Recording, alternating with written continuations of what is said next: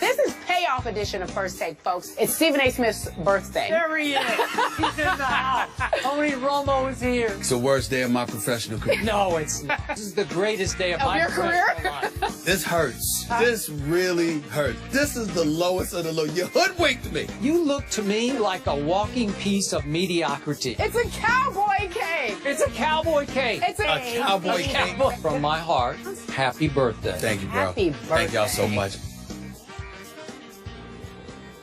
It's Wednesday, October 14th. Clearly a very, very special day. Welcome into First Take. It's Stephen A. Smith's birthday. Also a much better birthday, as you can see, than last year when he had to wear a Tony Romo jersey, even though I thought he looked cute in it. I did too. Skip Bayless. I'm Yeah. Molly Karam here with you in studio. Stephen A. joining us from New York City. Happy birthday.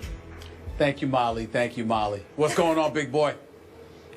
You know, I got to tell you, first, happy birthday. And second, Thank you. The more I see that clip, the better you look in that hat and that jersey, man. It's made for you. I certainly ain't interested in you telling me what I look good in and what I don't. Oh. Let me be very, very clear about that. But I will say to you that today's birthday is already better than last year's because I have on my clothes.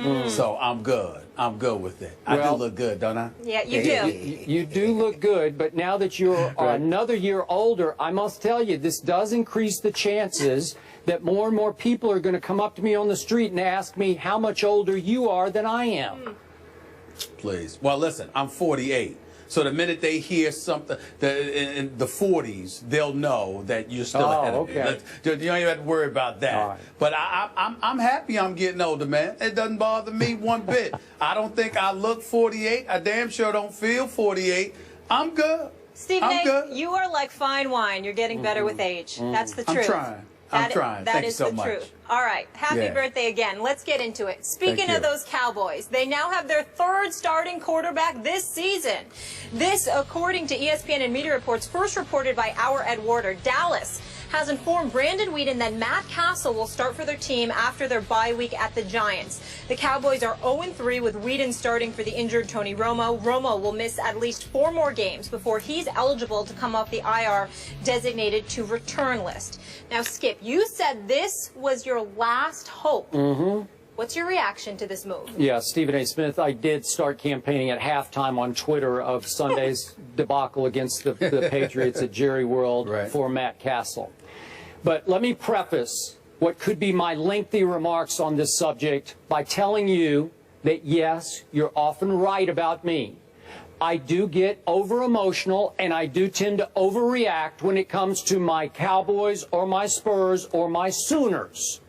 So, being that it is your birthday, I'm going to encourage you to be my guest and tell me how I'm overreacting here. But I'm here to tell you that as of last night, I have now convinced myself that my Cowboys with Matt Cassel at quarterback have a 10 times better chance of beating your New York Football Giants in 2 Sundays from now at the Giants than they would have had with Brandon Weeden at quarterback.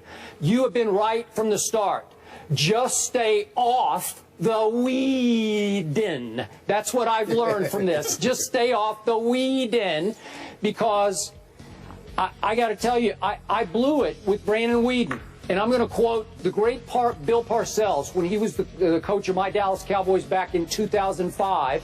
And he talked about their roller coaster ride. And he said, we go from the outhouse to the castle. I've now convinced myself that my Cowboys are going to go from the outhouse to the CASSEL castle, as in Matt. I'm starting to feel really good about my chances because I felt really, really bad about my chances with Brandon Weeden. And I'm going to be honest with you again, Stephen A. I let my personal relationship with Brandon Weeden affect my objectivity about his ability to perform for my Dallas Cowboys. Brandon Weeden introduced himself to me at a sushi restaurant in Oklahoma City before he was even the starting quarterback at Oklahoma State, however many years that was back. And I like the guy. You would like the guy. He's a good dude.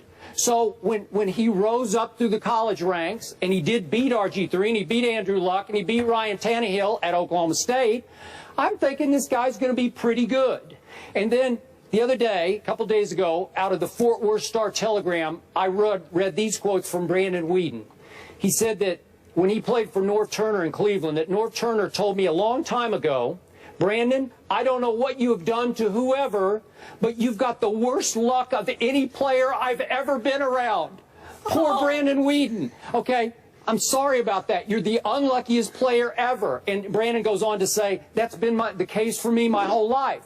Okay, great, but I don't want you to be the quarterback of my reeling Dallas Cowboys anymore. I'm sorry. It's over, Brandon. I don't need you to do that.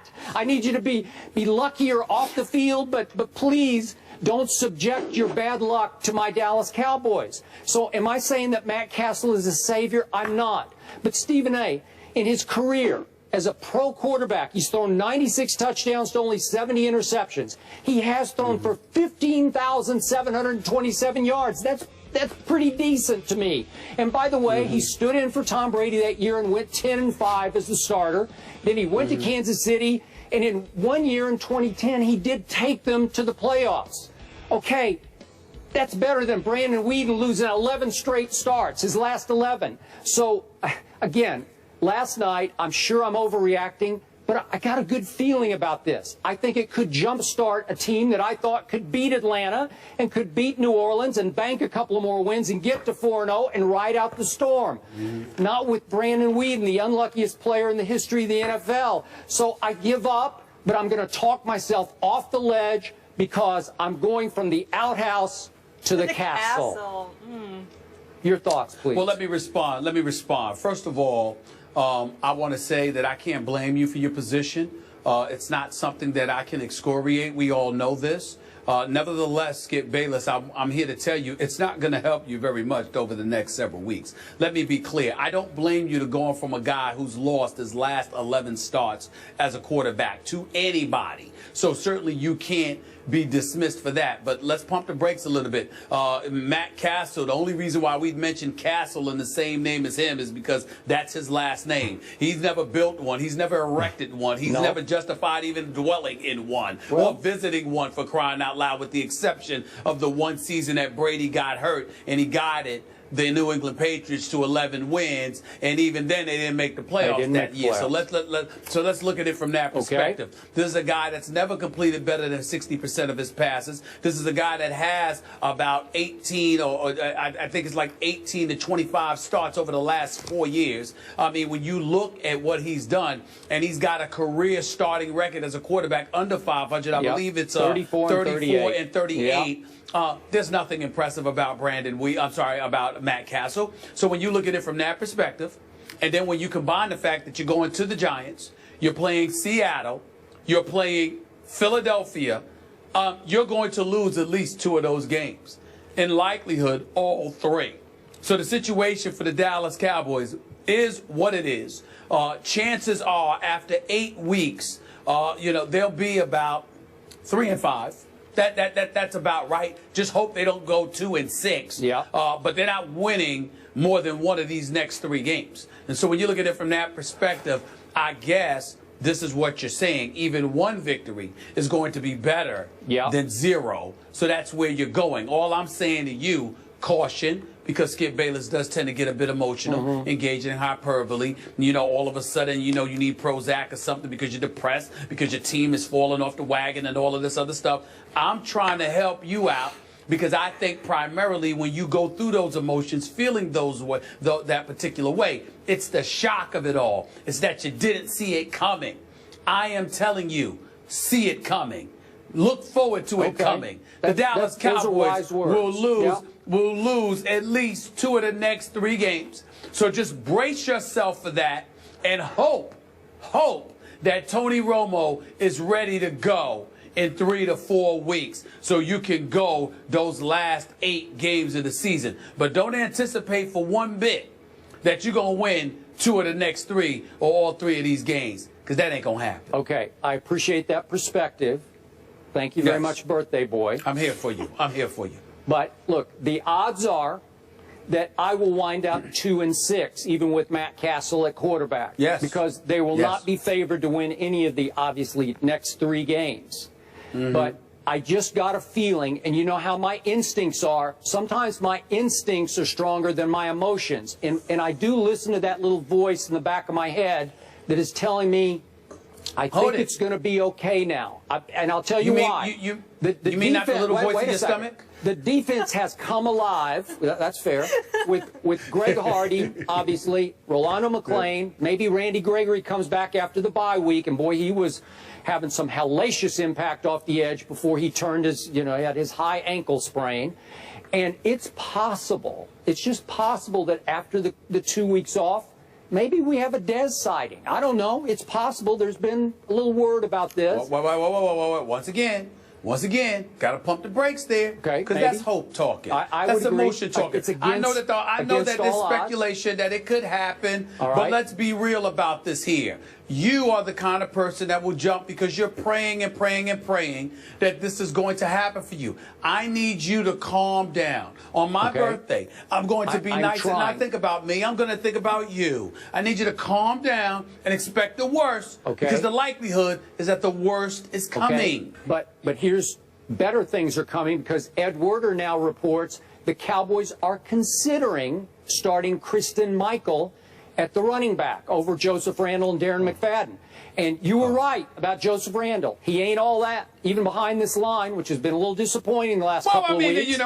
When he's running for department stores, he's running I knew I just opened the door and you ran right through it. I deserve it. Thank you very much. Also, Ed Werder reporting that Ronald Leary, who's been kind of the weak link of my offensive line and maybe a partial reason why they haven't been so dominant, is going to be replaced by the fabulous rookie Lyle Collins, maybe going into the next game.